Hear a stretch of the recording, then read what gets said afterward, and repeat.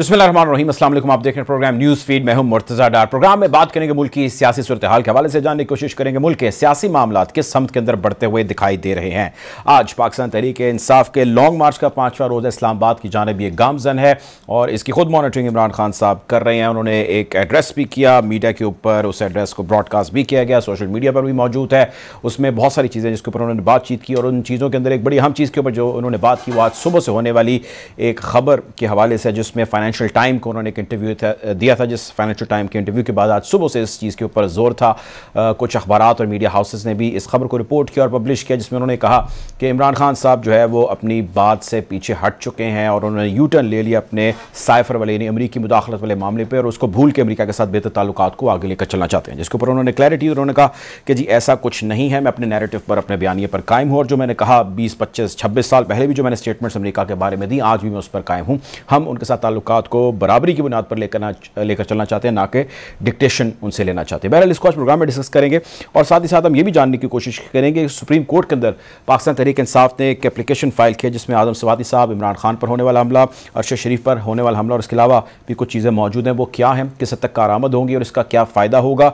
और supreme court इस हवाले से ऑलरेडी कुछ चीज़ों के ऊपर इन्फॉर्म्ड है और वो कुछ गौर गौज़ भी कर रही है, मुमकिन तौर पर किस नतीजे पर पहुँचेगी उसको भी डिस्कस करेंगे। गुफ्तगू का बाकायदा आगाज़ करते हैं। मुझे ज्वाइन करें सलमान अहमद साहब, पाकिस्तान तहरीक इंसाफ के सीनियर रहनुमा, फोकल पर्सन इमरान खान साहब के। Welcome to the show. Shoaib Shaheen साहब ज्वाइन कर रहे हैं, an expert on law. Welcome to the show. Salman साहब, सर गुफ्तगू का आगाज़ मैं आपसे करना चाहूँगा। सबसे पहले तो मैं जानना ही चाहता हूँ कि आप थोड़ा सा हमारे नाजरीन को बता दीजिए, सिंस आप ज़ाहिर बहुत इन्फॉर्म्ड है, हमसे बेहतर हैं, साइफर वाला मामला और उसके ऊपर फाइनेंशियल टाइम को दिया गया इंटरव्यू शीरी मज़ारी साहिबा की, उसके ऊपर क्लैरिफिकेशन में इमरान खान साहब के उसके ऊपर कहना, I mean what is one line on that? जी शुक्रिया मुर्तज़ा, आपने दावत दी शो पे आने की। देखिए मुर्तज़ा, खान साहब पिछले 26 साल से एक बात कहते आ रहे हैं और वही उन्होंने रिपीट की है पिछले 6 महीने के अंदर। वो ये कि जहां तक बैनुल-अक़वामी ताल्लुकात हैं, इंटरनेशनल रिलेशंस जिसके साथ भी हों, अमेरिका के साथ हों, बरतानिया के साथ हों, चीन के साथ हों, रशिया के साथ हों, खान साहब ने कहा हम दोस्ती सबसे चाहते हैं। उन्होंने तो बल्कि अपनी पहली स्पीच में जब वो प्राइम मिनिस्टर बने, उन्होंने इंडिया को कहा कि अगर आप एक कदम हमारी तरफ आएंगे तो 2 कदम हम आपकी तरफ जाएंगे, ठीक है। तो उन्होंने कहा कि दोस्ती हर एक के साथ, लेकिन गुलामी किसी के साथ नहीं। तो यही बात वो बार बार दोहरा रहे हैं। और वो साइफर की तो देखें, साइफर की बात तो अपनी जगह पे है। वो तो प्रेसिडेंट आरिफ अलवी ने एक खत लिखा हुआ है चीफ जस्टिस हमारे सुप्रीम कोर्ट के, अब 6 महीने हो गए हैं कि वो खत जो है वो चीफ जस्टिस साहब के पास पड़ा हुआ है, उसका कोई जवाब नहीं आया। और जो फाइनेंशियल टाइम्स में खान साहब ने जो बात की है वो यही की है कि हम कोई गुलाम किसी के नहीं है, हम दोस्ती हर एक के साथ चाहते हैं, गुलामी नहीं करेंगे। ठीक है, अच्छा ये बताइएगा कि मैं थोड़ी 1-2 चीज़ों पे आपसे क्लैरिटी जानना चाहता हूँ। एक तो ये कि आज खान साहब की एक वीडियो सामने आई मंजर आम पर, जिसमें उनके जो टांग पर गोलियां लगी हैं, वो जो ज़ख़म है, उनको डॉक्टर साहब जो है वो ग़ालिबन उनकी सफाई या उनकी जो भी है मरहम पट्टी वगैरह कर रहे हैं। ये बताइएगा कि ये डेलिबरेटली मतलब इसको पब्लिक किया गया, क्योंकि कुछ लोगों का पाकिस्तान तहरीक इंसाफ में से ही कुछ वोटर्स का, सपोर्टर्स का, सोशल मीडिया पे लोगों का ख्याल ये है कि ऐसा नहीं करना चाहिए था। मतलब आप जितने लोगों के मुंह बंद करना चाहेंगे जो ये कह रहे थे कि जी सब झूठ है, फ्लॉड है, कोई गोली नहीं लगी, ऐसे लोगों को इस सतह पर जाकर जवाब नहीं देना चाहिए। आई मीन लगी है भाई गोली, इसमें कौन सी झूठी बात है, ये नहीं करना चाहिए था। I mean what was the actual reason behind this? देखिए मुर्तज़ा, मैं आपकी और आपके व्यूअर्स की इंटेलिजेंस को मैं समझता हूँ, बाशऊर लोग सारे जो है, ये आप देखें कि एक इमरान खान साहब फॉर्मर प्राइम मिनिस्टर हैं।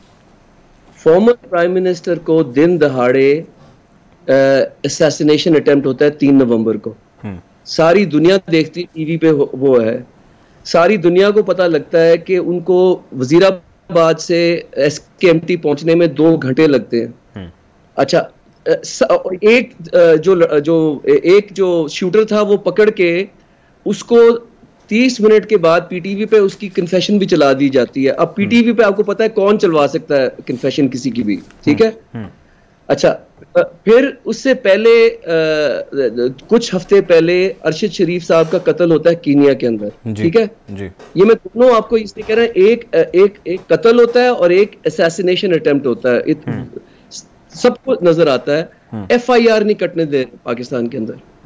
ठीक है, तीन लोगों का नाम है जो खान साहब ने लिया है, जो हमारे प्राइम मिनिस्टर साहब शहबाज शरीफ, इंटीरियर मिनिस्टर साहब राना सनाउल्लाह और मेजर जनरल फैसल नसीर। ये तीन रिपोर्ट के उनके शक और शुबा इन तीन शख्स के ऊपर है। मुझे कल एक जो बहुत हमारे सीनियर सहाफी हैं वो बता रहे थे, जो बहुत करीब थे अरशद शरीफ साहब के, वो उन्होंने ये कहा कि 1000% कोट अनकोट 1000% यही तीन नाम वो समझते हैं कि जो मर्डर हुआ है अरशद शरीफ साहब का, यही तीन नाम उसमें भी इन्वॉल्व है। अब FIR दोनों के नहीं कट रहे, जाहिर है उनकी असेसमेंट हो सकती है। और उस हवाले से पास मैं यही कहना चाहता हूं कि वो वीडियो क्यों रिलीज कर रहे हैं कि अवाम को जो ये देखें सब कुछ वो डाउट्स हैं वो आप क्लियर, बेसिकली आप कह रहे हैं कि वो डाउट्स को क्लियर करना चाह रहे हैं, यानी आप ये कह रहे हैं कि जो डाउट्स हैं उनको वो क्लियर करना चाह रहे हैं, वो चीज़ें सामने रखना चाह रहे हैं। बहरहाल ज़ाहिर जिनसे आपकी बात हुई वो उनका अपना नुक्ता नज़र है। आगे बढ़ते हैं और मैं बल्कि इस हवाले से चाहता हूँ कि शुएब साहब, हमें लीगल चूँकि मैटर है, एप्लीकेशन सुप्रीम कोर्ट के अंदर आज पेश की गई है, 3-4 जगह से पुटअप की गई, रजिस्ट्री के अंदर भी पुटअप की गई है। ये फरमाइएगा शुएब साहब के पाकिस्तान तहरीक इंसाफ का ये कहना है कि एक तो इमरान खान साहब के ऊपर जो हमला हुआ एप्लीकेशन, जो FIR कटी वो उनकी एप्लीकेशन के मुताबिक नहीं कटी।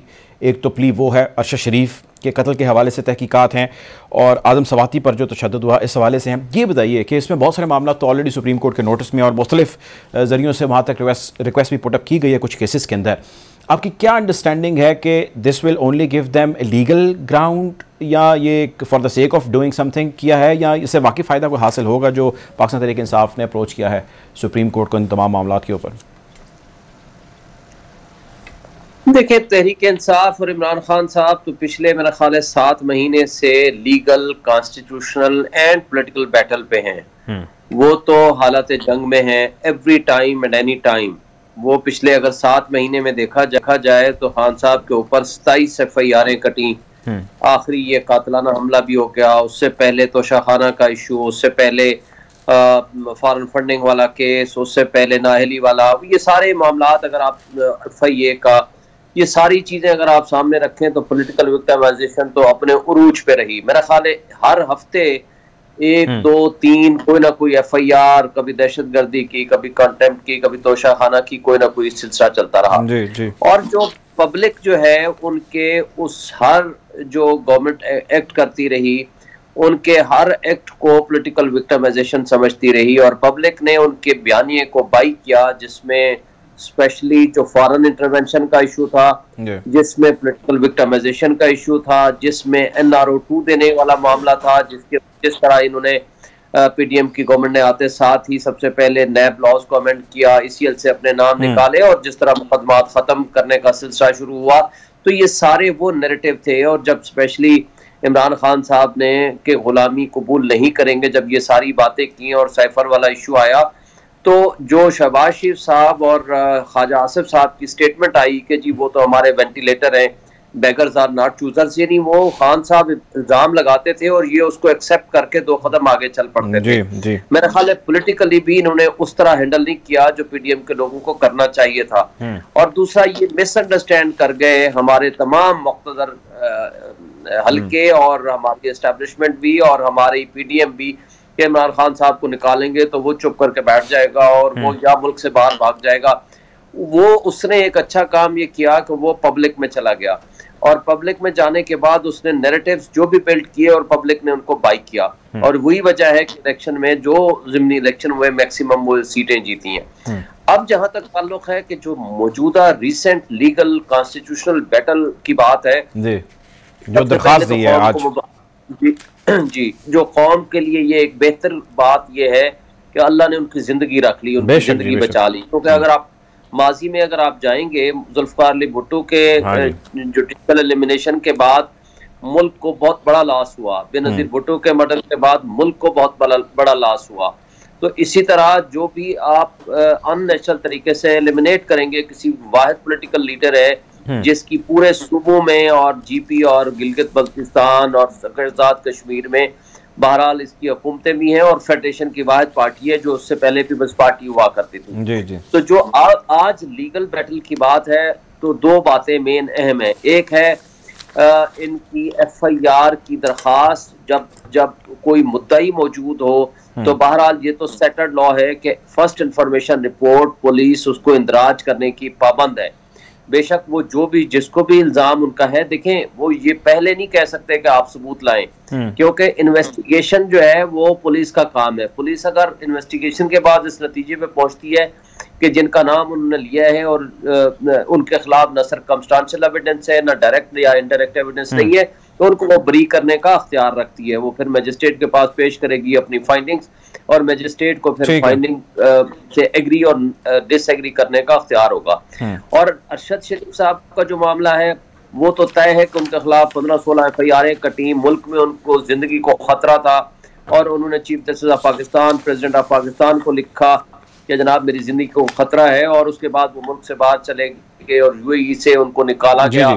फिर उसने UK में भी अप्लाई किया और वहाँ की गवर्नमेंट ने भी उनको वीजा नहीं दिया, ये कह के आप अपने मुल्क से जाकर अप्लाई करें। फिर वो कीनिया चले गए और ये तय हो गया कि टारगेट किलिंग थी और पे तशद्दुद भी हुआ। अब सुप्रीम कोर्ट ही वो वाहिद इदारा है जहां लीगल और कॉन्स्टिट्यूशनल बैटल के लिए ये अप्रोच कर सकते हैं। बहरहाल मेरा ख्याल है ये PTI का और इमरान खान साहब का ये अच्छा इक़दाम है। कम मैक्सिमम जो फाइनल कोर्ट ऑफ लॉ है, जो एपेक्स कोर्ट है, उसके अलावा इनका कोई ऑप्शन नहीं है इनको वहां जाने का। और एपेक्स कोर्ट अब इन तमाम हालात और वाक़यात को मद्देनजर रख के अपना फैसला करेगी कि क्या उनकी नई। आप मेरे साथ रहे, मैंने कोर्ट के हवाले, कोर्ट और बेंच के हवाले से आपसे डिटेल में बात करनी है। सारा अफजल तारा साहिबा हमें ज्वाइन कर रही हैं, पाकिस्तान मुस्लिम लीग नून की रहनुमा। वेलकम टू द शो तारा साहिबा। ये फरमाइएगा कि बहुत सारी चीज़ें जिसके ऊपर चाहे मगोइयाँ हो रही हैं। एक तो वज़ीर आज़म साहब का विज़िट है लंदन का, जहाँ पे उनकी मुलाकात है अपने बड़े भाई से, मियाँ नवाज शरीफ साहब से। वापस आते हैं, चाहे मगोइयाँ हो रही हैं। ख्वाजा साहब कहते हैं कि जी आर्मी चीफ़ के हवाले से तो अभी बात ही नहीं हुई, अपॉइंटमेंट ज़ाहिर उनकी नए आर्मी चीफ़ की बड़ी करीब है। ये फरमाइएगा कि जो मुलाकात है उसका कोई अहवाल अगर आप हमसे शेयर कर सकें कि लेटेस्ट क्या वहाँ पे किन चीज़ों के हवाले से बातचीत हुई, क्योंकि अभी तक तो उसके हवाले से कोई तफसील हमारे सामने नहीं आ सकी। कयास रही हैं जो हम कर रहे हैं। बात यह है कि आजकल जो भी बात जहाँ भी होती है वो सब तक पहुँच जाती है। बातें दो ही थी, जाहिर है ये भी बहुत एक इम्पोर्टेंट फैसला इस पे भी हुई, और दूसरा ये कि जो भी इस वक्त इमरान खान साहब कर रहे हैं और वो जो प्रेशराइज कर रहे हैं या वो जो रोज बयानात दे रहे हैं, तो फैसला मियां नवाज शरीफ साहब ने ये किया कि किसी किस्म की ब्लैकमेलिंग नहीं होनी। अच्छा। और जो PDM की बाकी जमातें हैं उनसे भी जाके मशवरा करें कि ये चीज जो है कि इलेक्शन कब कराने हैं, किस वक्त कराने हैं, ये सवाबदीद है मौजूदा हुकूमत की, और वो बारहा कह चुके हैं कि हम अपनी मुद्दत पूरी करेंगे। दूसरा जो ये है कि अच्छा मजे की बात ये है कि इमरान खान साहब कहते हैं कि मैं चाहता हूं कि आर्मी चीफ मेरिट पे लगे। अब वो मेरिट क्या है? मुझे आप ये बताएं कि अगर आप कानून देखें, आप आइन देखें, आप माजी देखें, कोई ऐसा आर्मी चीफ है जो मेरिट से हटके लगा है? मतलब एक इख्तियार है वजीर आजम साहब को, जो एलिजिबल लोग होते हैं टॉप के 2, 3, 4 जिनकी समरी बन के आती है। कभी आज तक ये हुआ है, और ये एक असूल है, आप सीनियर मोस्ट को बनाएं, आप उनमें से 2-3 को, मतलब ये भी हुआ है कि 2-3 छोड़ के नीचे वाले को चौथे को बना दिया, मतलब जो भी तरीकाकार है। सो मेरिट क्या है? ये जो कुछ कर रहे थे, जिस शख्स के लिए कर रहे थे, वो सब ठीक था और उस वक्त की प्लानिंग सब ठीक थी। मतलब एक्सटेंशन जिस तरह बाजवा साहब को मिली, फिर उसके बाद जो सारी प्लानिंग थी, जो ये 2+2 कर रहे थे, वो मेरिट था। मतलब मैं तो हैरान होती हूँ इनकी बातें सुन के और इनके बात सुन के कि मतलब आप नहीं है मुल्क के वजीर आजम, खुदा के लिए ये ज़हन नशी कर लें। कहीं नहीं लिखा कि आर्मी चीफ की अपॉइंटमेंट के लिए, ना आप लीडर ऑफ द ऑपोजिशन है, आप तो असेंबली छोड़ चुके हैं। अब किस आईनी और कानूनी हक के तहत कहते हैं कि मुझसे मुशावरत करो? सदर साहब भी कहते हैं कि इसमें कोई मुजायका नहीं, भी मुजायका तो किसी चीज में भी नहीं है। फिर साथ वाले मुल्कों से भी आप मशवरा कर लें, फिर क्यों, फिर इनसे ही क्यों? फिर बाकी भी पाकिस्तान पूरा है, करें लोगों से मशवरे, करें। इसके लिए सेमिनार के किसको होना चाहिए? हम आर्मी चीफ हर शहर जाएं, तो मसला पता है क्या, मसला ये है कि कोई भी चीज जो है, आप देखें कि आज तक वजीराबाद की फायरिंग का इतना शोर है कि ये हुआ, इतनी गोलियां लग गई हैं कि इतनी बेचारे के पिस्तौल में भी नहीं थी, लेकिन अभी तक उस मुल्जिम को कोई उसके खिलाफ FIR नहीं कटी, और वो सुप्रीम कोर्ट के कहने पे स्टेट ने काटी। उसके बाद मुद्दई तो कह रहे ना कि जो मैंने FIR दी है वो काटी नहीं जा रही, और बहुत प्रेशर है जो यहाँ पे पुलिस के ऊपर डाला जा रहा है। मेरा जाती तजर्बा है कि इतनी दफा ये होता है कि FIR काटते वक्त जो मुद्दई है ना, वो बहुत दफा अपना स्कोर सेटल करना चाहते होते हैं, जो ये कहते हैं ना कि राइट है कि जिस बंदे का नाम दे वो FIR में हो, इतना जुल्म नहीं होता। लेकिन मेरी बात सुने ना मैडम, आप माशाल्लाह एक्सपर्ट हैं इन तमाम मामलात की, और आप लोगों को भी मिलती मिलाती हैं, पब्लिक फिगर हैं आप। ये भी तो आपने देखा होगा कि जो FIR पुटअप करता है उसको बाद में जो इन्वेस्टिगेटर है ड्यूरिंग द इन्वेस्टिगेशन जो गलत चीज़ें उनको निकाल देते हैं, और जो ठीक चीज़ें उसके ऊपर इन्वेस्टिगेशन जारी रखते हैं। मैं नहीं कह रहा, लॉ कहता है। मैंने ये भी देखा है डॉक्टर साहब कि इतनी दफा FIR में लोग ऐसे बंदों के नाम डलवाना चाहते हैं जो फैमिली में जरा करता धरता होते हैं और उनका कोई तल्लक नहीं होता, और पुलिस रेजिस्ट करती है। लेकिन लॉ इस बारे में तो कुछ नहीं ऐसा कहता कि आप ना डलवाएं नाम। नहीं, लॉ नहीं कहता। देखें, मैं पुलिस को भी तो कुछ पता होता है ना। अच्छा, अब आप FIR की बातें ये क्या करते हैं, ये मतलब इतना झूठ है इनमें। ये जो दो नहीं, एक पाकिस्तान का हर वक्त रोना रोते हैं। आपको पता है आजकल मेरे पे दहशतगर्दी क्या हुआ है पर्चा? जी, मैंने सुनी थी कोई ऐसी खबर, अगर आप डिटेल शेयर कर सकें। ना वहाँ पे वेपन था, ना आप खुद झूठी FIR काटते हैं, और ये टॉप से इंस्ट्रक्शंस आई, मतलब ना मैं करने में कराने में, बाकी ना वेपन, और दहशतगर्दी की दफात लगा दी। सो ये क्या, किस कानून की बात करते हैं और क्या बात करते हैं? जो मुद्दई था वो वहां था ही नहीं, वाकया हजारों लोगों के सामने आया। ये बिल्कुल झूठ बोलते हैं। देखें, मुझे एक बात बताएं। जी जी, आपको याद है माजी में बेनजीर साहिबा ने एक खत लिखा था? खत नहीं, उन्होंने कहा था अगर मुझको हो गया तो ये लोग जिम्मेवार होंगे। आपको याद है? लेकिन मुझे ये भी याद है कि भुट्टो साहब का, उनके वालिद साहब का भी नाम FIR में शामिल किया गया था। नहीं, वो तो क्यों, वो कैसे हुआ था? वो भी साजिश के तहत हुआ था ना। अच्छा, आप ये देखें ना कि वो FIR नाम साजिश के तहत शामिल हुआ, क्योंकि कल को उनको लटकाना था। अच्छा, इमरान खान साहब भी ये नाम इसलिए शामिल, और जब आप इनसे पूछते हैं ना कि इसका सबूत क्या है, वो कहते हैं एजेंसियों के अंदर से, मैं चूंकि वजीर आजम रहा हूँ तो मुझे अंदर से खबरें मिलती हैं। कौन है? मैडम एक सवाल है कि देखें, मैं इमरान खान साहब की बात नहीं कर रहा, वैसे एक बात कर रहा हूँ कि आप पे या मुझ पे खुदा नास्ता कोई हमलावर होता है या हम पे कुछ भी मसला होता है तो हम पुलिस के पास जाते हैं। हमारा काम साथ आला कत्ल लेके जाना तो नहीं है ना, या हमारे तमाम evidences, CCTV footage, forensic reports तो नहीं लेके जाना। हमारा तो काम है हम जाएँ और जाके अपनी कंप्लेंट दर्ज करें, बाकी तो इन्वेस्टिगेटर्स का काम है। I mean why we ask proofs from Imran Khan और फ्रॉम एनीवन कि जी प्रूफ दें। नहीं, देखें, आप मेरी बात नहीं समझी, फर्क होता है ना। अच्छा। आप मुल्क के वजीर आजम पे इल्जाम लगा रहे, आप किसी आम आदमी पे इल्जाम नहीं लगा रहे, तो लॉ डिफरेंट हो जाएगा। आप, और दूसरी बात एक और भी मेरे गौर से सुने डॉक्टर साहब। जी जी, बात ये है कि हम सबको पता है, हम सबको वो जो मारने वाला है वो सामने खड़ा है। आप क्या मतलब मैसेज देना चाहते हैं? मैं, इमरान खान साहब वजीर आजम थे, इमरान खान साहब खुद वजीर आजम थे। अब ये कहते हैं कि जी मैं तो बड़ा उसको क्या कहते हैं कि कमजोर वजीर आजम था, मेरे हाथ में कुछ था ही नहीं, और चिपके ऐसे रहे हैं उस कुर्सी से कि उसके निकलने की देर थी। मैडम वो तो आपके भी लोग कह रहे हैं। अभी जावेद लतीफ साहब ने कहा कि हमारे हाथ में तो कुछ भी नहीं है। अभी थोड़ी देर पहले जावेद लतीफ साहब ने टॉक शो में कहा, जो मियाँ साहब की वापस पाकिस्तान आने की अनाउंसमेंट का भी बड़ा जिक्र कर रहे हैं आजकल, उन्होंने कहा जी हमारे हाथ में तो कुछ नहीं है। देखें, एक कुछ चीजें हैं, आपको पता है IG इस्लामाबाद ने, IG पंजाब ने जो बयान दिया टॉक शो पे, आपके साथ है शोएब साहब टॉक शो पे?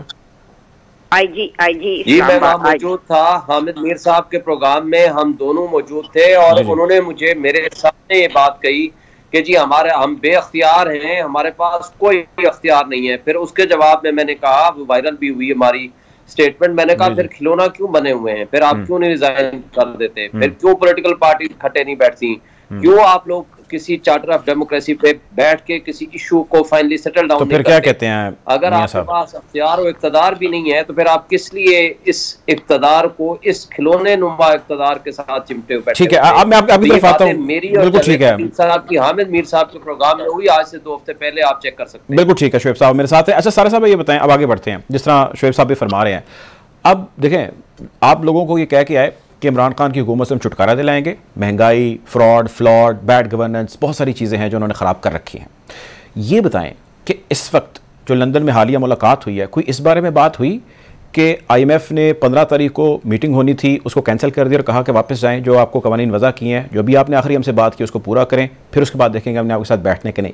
या ये जो $22 अरब की साख डार साहब ने भी स्टेटमेंट दी कि जो मुल्क डिफ़ॉल्ट की तरफ जा रहा है, हमें $22 अरब के जो है वो इमीडिएट रकम दरकार है, इस हवाले से कोई बातचीत हुई? लोगों को रिलीफ दिए जाने के हवाले से कोई बातचीत हुई? महंगाई के हवाले से कोई बातचीत हुई? असल में अभी जो ये बात कर रहे हैं ना, बहुत सारी वजूहात हैं बेअख्तियार होने की।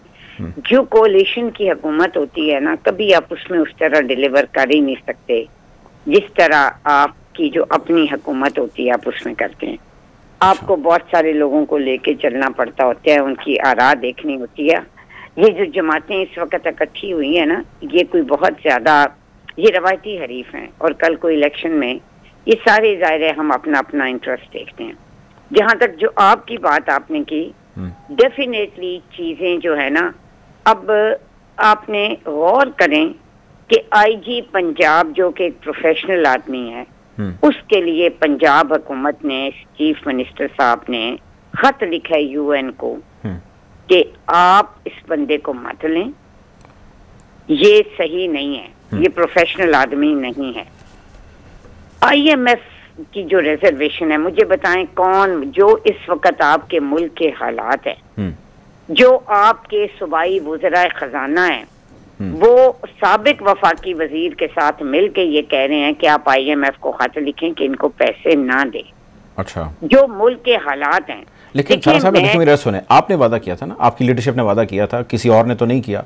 हमारे टॉक शोज पे आके बहुत सारे लीडरान ने, जो वज़रा भी हैं बहुत सारे, उन्होंने कहा कि जी हम लोगों की हालत ज़ार बदलेंगे, हम इसलिए वोट ऑफ नो कॉन्फिडेंस ला रहे हैं, लोगों को छुटकारा दिलाएंगे। लोग तो आप यकीन करें, हम रोड शो करने जाते हैं बाहर तो हमारे पीछे पड़ जाते हैं कि भाई हमारे साथ हो क्या रहा है।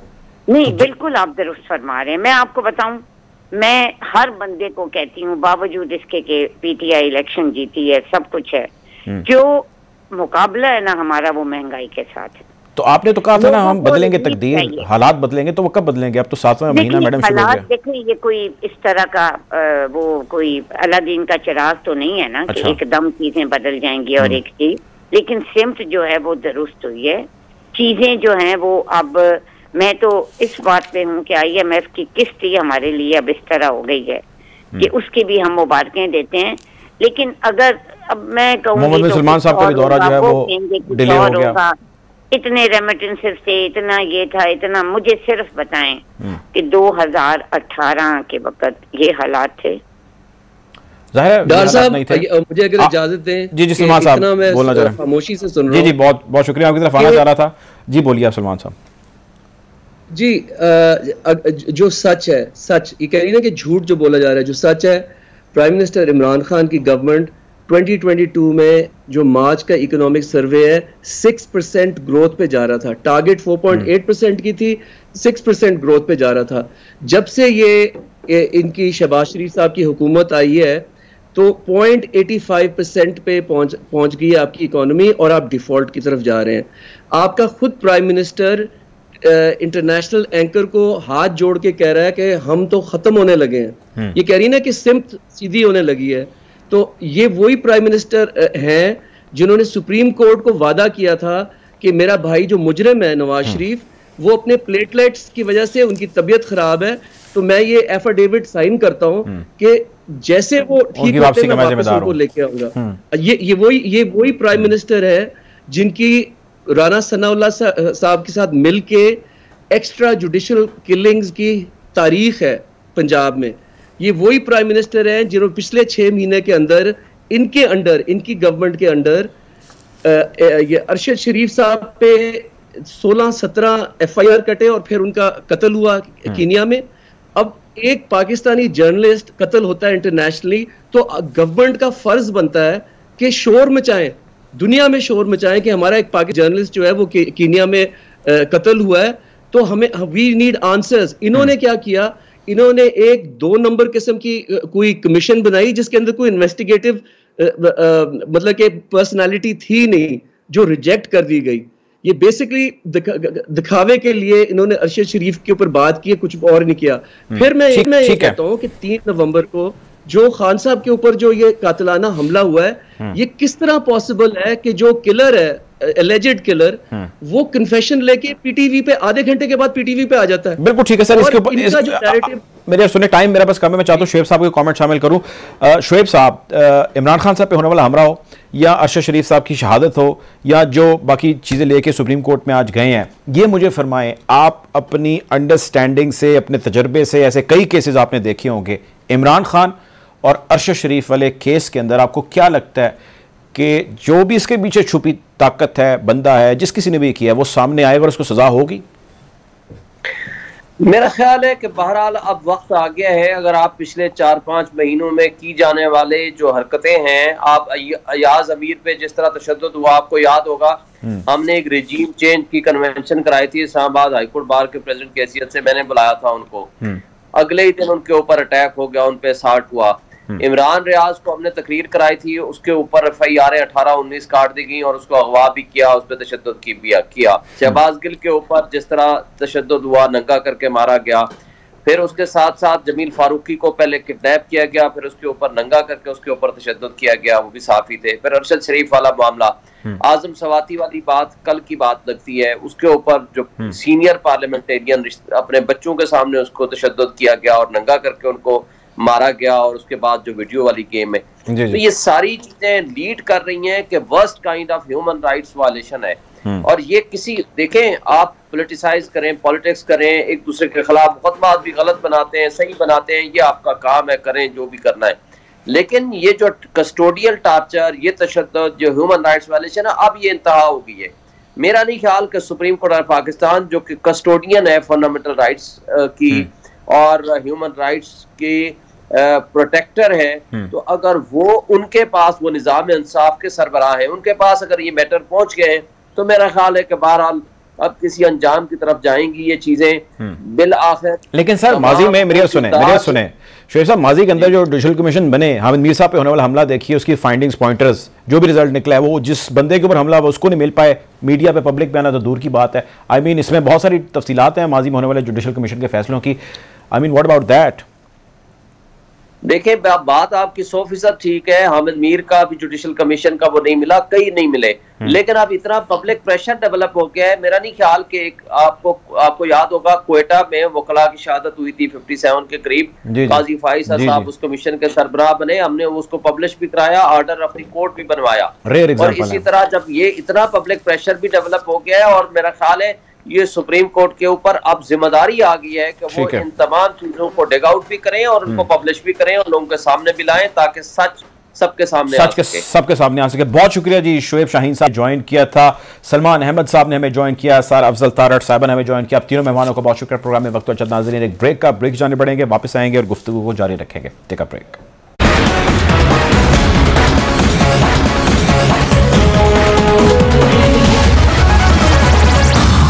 Welcome back after the break. Programme में गुफ्तगू का सिलसिला जारी है। ज्वाइन करें प्रोग्राम में मुझे ताहिर मलिक साहब, सीनियर जर्नलिस्ट हैं, एनालिस्ट हैं। Welcome to the show Malik साहब। मलिक साहब, मुलाकातें आप जानते हैं हुई हैं मियाँ साहिबान की लंदन में, उसके बाद पाकिस्तान वापसी हो गई है और ख्याल ही किया जा रहा था, चहमगोइयाँ भी हो रही थी कि आर्मी चीफ साहब की जो अपॉइंटमेंट है उसके हवाले से प्राइमरीली जो है गुफ्तगू हुई है, लेकिन आज ख्वाजा आसिफ साहब कहते हैं कि जी ये चीज़ अंडर डिस्कशन आई ही नहीं, इसके हवाले से अभी हमने बात करनी है। तो ज़ाहिर है तारीख बिल्कुल करीब है रिटायरमेंट की, आर्मी चीफ जो मौजूद हैं उनकी, और अगले चीफ ने आना है और बहुत सारी ज़्यादा चीज़ें उससे जुड़ी हुई हैं।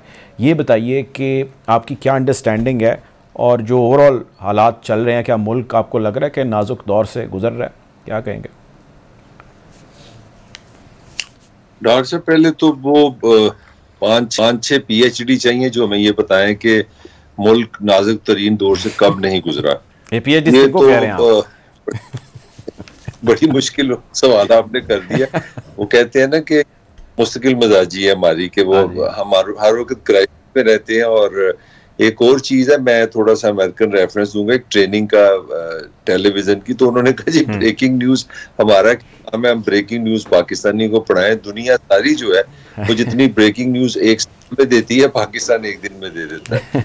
तो वो जो नाज़रीन वाला तो कोई इशू नहीं है। अब थोड़ा सा जो आपका सवाल है उस पर देखें, जो हमें मेरा हाल शायद आदत ही नहीं रही कि हम किसी चीज को रूल्स और आइन या कानून के तहत देखें, और इसमें खाली मैं नहीं समझ खाली पॉलिटिशियन है, इसमें मीडिया भी शामिल है। मतलब इश्यूज की एक लिमिट होती है, एक हद होती है। अब सिंपली पाकिस्तान का जो सिस्टम है, आइन कानून कहता है कि इसके all you need 3 to 5 days। 3 to 5 days का मतलब है 29 नवंबर को अगर ये काम होना है तो 5 दिन या 3 दिन पहले आपको जो आर्मी की तरफ से जो उनका सिस्टम है वो आपको 5 नाम, या अगर उन्होंने 2 बंदे अपॉइंट करने हैं चीफ और अपना जॉइंट चीफ, तो फिर 2, फिर आपको 6 नाम भेज देंगे या आपको 4 नाम भेज देंगे। अगर एक आपने बंदा करना है तो बिल्कुल सिंपल सा प्रोसीजर है, वो भेजेंगे आपके सेक्रेटरी डिफेंस को। सेक्रेटरी डिफेंस जो होता है he is part of the prime minister secretariat.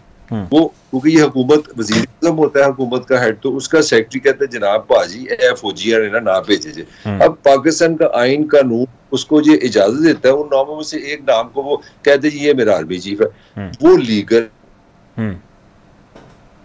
वो मुझे समझ नहीं आ रही इसमें बहस क्या है, इसमें लड़ाई क्या हो रही है, ये मुझे आप समझा दें। ये 3 से 4 दिन का एक प्रोसीजर है और ये ऐसे ही चलता है। तो उसको मेरा ख्याल है कि हमने कोई जरूरत से ज्यादा उसको, मेरी राय में हम ज्यादा उसको ऊपर लेके चलेंगे। ये आईनी हक है आपके वजीर आजम का कि वो पहले को ले ले, दूसरे को ले ले, तीसरे को ले ले। तो मुझे ये भी नहीं समझ आ रही कि हम किस मेरिट की बात कर रहे हैं। ठीक है, आगे बढ़ते हैं। ये फरमाइएगा कि ज़ाहिर आर्मी चीफ साहब की जो अपॉइंटमेंट है वो एक आइनी मामला है, वज़ीर आज़म साहब का इख्तियार है, कानून उनको इसकी इजाज़त देता है। लेकिन इस सब असना के अंदर जो कुछ भी अपोजिशन उनकी कर रही है, जो कि एक ही अपेरेंटली जमात पाकिस्तान तहरीक इंसाफ और उनके लीडर का ये भी कहना है कि एक ऐसा शख्स जो लंदन में बैठा है और वो मशवरे दे रहा है, और वो है जो यहाँ से अदालतों का कन्विक्ट है, यहाँ से एब्सकॉन्डर है, और उसका छोटा भाई अदालतों के अंदर केसेस भुगत रहा है। शहबाज शरीफ के हवाले से जो भी वो कहते हैं सारे जानते हैं। वो ये कहते हैं कि इनको इख्तियार नहीं होना चाहिए कि ये इस मनसब पर बैठे शख्स की अपॉइंटमेंट करें। तो तब फिर उसके ऊपर क्या जो है वो आपके ख्याल से क्या कहा जाए इस बारे में, इस बयानी के बारे में? देखिए, इसमें मैं कहूँगा, मैं इमरान को 100 में से 100 नंबर दूंगा कि क्योंकि पाकिस्तान की जो पॉलिटिक्स है उसमें दो तीन चीजें बड़ी अहम है कि आपने कभी ये नहीं बताना मेरा एजुकेशन का क्या है, मेरा माशी प्लान क्या है, मैं बेरोजगारी किस तरह खत्म करूं। आपने एक ही तो काम करना है कि तू मेरे तो भैन है, वो कहता तू मेरे से बुरे हो। तो why Imran ignoring that? Imran इसमें से एक इंतहाई सेंसिबल पॉलिटिकली एंगर जनरेट कर रहा है, और पाकिस्तान की सारा जो पॉलिटिकल कल्चर है वो कन्फ्रंटेशन मुहाजरा, ये लड़ाई झगड़े का। अब इसमें वो एक चीज स्टैब्लिश कर रहा है कि जनाब एक बंदा जो पाकिस्तान से का मफरूर है, वो उससे कोई नहीं पूछेगा भाई उन्हें भेजिया कि सी, कौन प्राइम मिनिस्टर था जब वो मफरूर हुआ, या वो मुझे बता दो कि वो अदालतों ने भेजा, लाहौर की अदालतों ने भेजा सर। इंटरनेशनल स्टैचर के ऊपर खबर आई, वो तो सारी दुनिया को पता है, इन्वेस्टिगेशन हुई। अच्छा, अगर आपका ख्याल है कि फिर अगर आपने आखिरी प्रोग्राम करना है तो हम बात कर लेते हैं किसने भेजा। Please continue.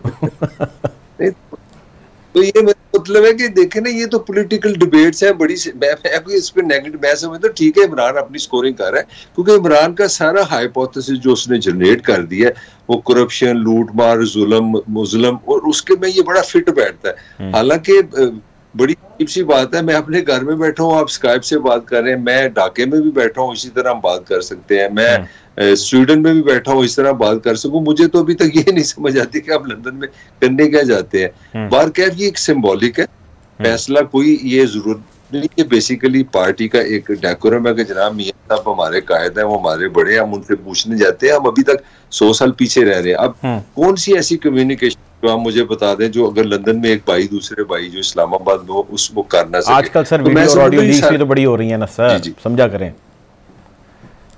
नहीं, वो कंपनी की मशहूरी ऐसे है ना सारा कुछ, वही तो मैं आपको कह रहा हूँ। मुझे बता दे, मतलब मेरा आपसे यही सवाल है कि यार, मतलब डू यू रियली थिंक कि मेरा मसला आर्मी चीफ, आप इस पे भी मैं थोड़ा सा बोल देता हूँ। आर्मी चीफ आपके जो हमारे दोनों के मुश्तरका जाने माना जनरल हुसैन मेहदी को मैं कोट करता हूँ। मैंने पूछा, मैं जनरल साहब ये क्या चीज होता है? तो general said one thing very interesting, तो मेरा लिए असल पॉइंट है। ई सेट के एक क्रेन होती है ना, क्रेन, तो क्रेन के अंदर ताकत है, वो आर्मी चीफ जनरल मुशर्रफ के अंदर ताकत नहीं है, जनरल बाजवे के अंदर ताकत नहीं, वो सीट की ताकत है। और उस सीट पे जो बैठे ना, क्रेन की सारी ताकत उसमें आ जाएगी। मुझे ये नहीं समझ आती इन पॉलिटिशियंस की कि भुट्टो से ज्यादा स्ट्रॉन्ग वजीर आजम कौन होगा। 76 में वो जनरल जिया को अपना चीफ लगाता है, माई मैन, मेरा बंदा, ठीक हो गया। 1 साल के बाद जिसमें उसको लगा वो बंदा जेल में, 2 साल जेल में, उसके बाद वहां से अपना फांसी से अल्लाह मियां के पास, और जिसको लगाया गया वो 11 साल वही का वही। जनरल मुशर्रफ लगाता है नवाज शरीफ 97 में, दो थे अक्सरियत के साथ, नवाज शरीफ सऊदी अरब 10 साल, मुशर्रफ पाकिस्तान। फिर पनामा का केस होता है, जनरल बाजवा पाकिस्तान का चीफ है, और जब आप अपना पनामा का केस होता है तो नवाज शरीफ वहां से निकल जाता है। मतलब आपकी हिस्ट्री बता रही है, जो मैं गुजारिश कर रहा हूँ कि भाई ये सीट की पावर है, वहां पे जो हमने बहस शुरू कर दी ना, 1, नंबर 2, 3, मैं अब नाम नहीं लेना चाह रहा, मेरा नहीं ख्याल है, मैं दोबारा जनरल मेहदी को कोट कर, जनरल मेहदी सेट कि अगर आपका सका बेटा भी सुबह होगा ना, रात को जो जब सुबह बनेगा ना चीफ ऑफ आर्मी स्टाफ, तो रात को वो आर्मी चीफ है, सीधी सीधी जाहिर है उसके पास जो फ़राइज़ है और उसने जो मनसब है उसकी जिम्मेदारियों को निभाने। तो खैर अल्लाह उनकी मग़फ़िरत करे। जनरल मेहदी जो है अब इस दुनिया में नहीं रहे, और ज़ाहिर है उन्होंने जो चीज़ें आपको कहीं आपने उनसे शेयर की, मैंने भी उनसे सुनी और शेयर की। बहरहाल अब तक के लिए इतना ही नाज़रीन, प्रोग्राम का वक्त ख़त्म हो जाता है। हालात हाज़रा से कोशिश करेंगे आपको यूँ ही आगाह रखेंगे। अपना ख्याल रखिए, अल्लाह हाफ़िज़।